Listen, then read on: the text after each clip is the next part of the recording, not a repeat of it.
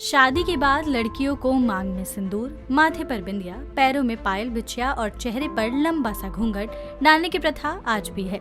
इससे आप एक अच्छी बहू की कैटेगरी में रख दिए जाते हैं। पर कुछ औरतें ऐसी भी हैं जो ये मानती हैं कि ये सब पहनना किसी भी औरत की अपनी चॉइस होनी चाहिए, उसे कोई फोर्स नहीं कर सकता ये सब पहनने के लिए। आज ऐसी ही एक औरत की कहानी हम आपके लिए लाए हैं। यहाँ बात हो रही है राजस्थान के एक पिछड़े से गांव कानुजा में पली बढ़ी हेमलता रावत की। हेमलता का भी सपना हर आम लड़की की तरह पढ़ लिख कर कुछ बड़ा बनने का था, अपने पैरों पर खड़ा होने का था। लेकिन रेत में घरौंदा बनाना, खुले खेतों में भागना, मस्ती करने वाली मौजमला लड़की ससुराल में घूंघट और गहनों में दबी बहू बन गई। 7वीं के बाद ही हेमलता की शादी कर दी गई। रस्म रिवाजों में हेमलता के पैर ऐसे फंसे कि उनकी पढ़ाई लिखाई सब छूट गया। ससुराल वालों ने एक घरेलू लड़की चाही थी जो दिन भर बस घर का काम करे, लेकिन पति ने इस मामले में काफी साथ दिया। अजमेर में आगे की पढ़ाई करवाई। यहाँ रहकर हेमलता ने BA, B.Ed और 3 बार MA किया। फिर एक NGO में नौकरी लग गई, जहाँ वो महिलाओं को टीचिंग की ट्रेनिंग दिया करती थी। पर समाज के बंधनों से वो अब भी आजाद नहीं हो पाई थी। फील्ड पर रोज घूंघट डालकर सर्वे करने जाया करती। कुछ सालों तक काम ऐसा ही चलता रहा और फिर हेमलता ने एक बच्ची को जन्म दिया। पर काम की वजह से वो अपनी बेटी को वक्त नहीं दे पाती थी। ये भी उनके लिए किसी चैलेंज से कम नहीं था।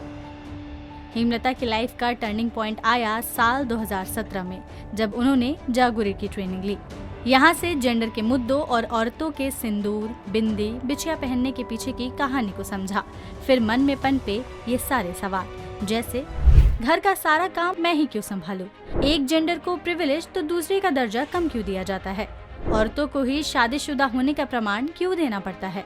मर्द शादीशुदा होने की कोई निशानी क्यों नहीं पहनते? और यहाँ से शुरू हुआ असली सफर। इस बात को पहले तो हेमलता ने अपने पति को समझाया और फिर बताया कि सिंदूर, बिछिया न पहनने से प्यार कम नहीं हो जाता। आज उनकी बेटी भी 17 साल की है और वो अपनी माँ को अपना आइडियल मानती है। महिलाओं को आत्मनिर्भर होना बहुत जरूरी है।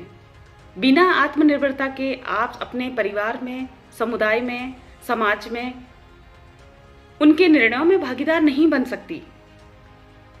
और इसके लिए जरूरी है अपने ज्ञान को बढ़ाना, अपनी शिक्षा को बढ़ाना और आपके अंदर क्या क्षमताएं हैं उसको ढूंढना, अपने स्किल को बढ़ाना। आपके पास मौके आएंगे नहीं, आपको मौके लाने पड़ेंगे। हेमलता आज Tata trust associate organisation centre for micro finance में लाइवलीहुड के लिए काम करती हैं। यहाँ वो टीम लीडर हैं। अब वो फील्ड में उतरते हुए घूंघट नहीं डालती, वो रोज फील्ड में जाती हैं और महिलाओं को उनके अधिकारों के लिए मोटिवेट करती हैं।